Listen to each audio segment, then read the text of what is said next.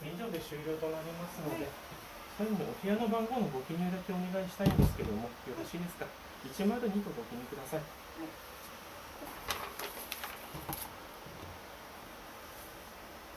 はい、ありがとうございます。異常の方はありませんでしたので、すみません。ありがとうございました。あ、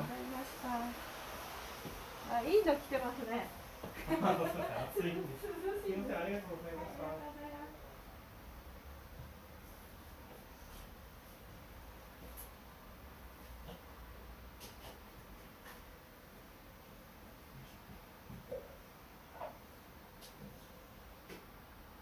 それではすみません、失礼しました。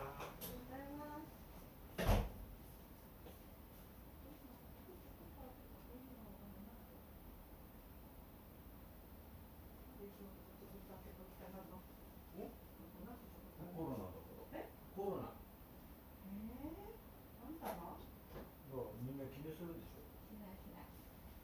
まあそっち入ってないからいいけど。空気がね。でもここでやってるのせっかくいい匂いのする。これ開けちゃうと全部そのまま。ごめんなさい、どうやってんだよ。終わりましたって言ってた。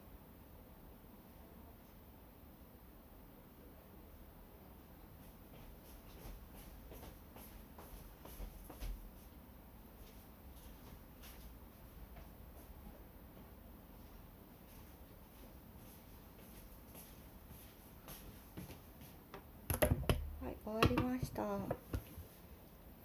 うか。終わりました。では切ります。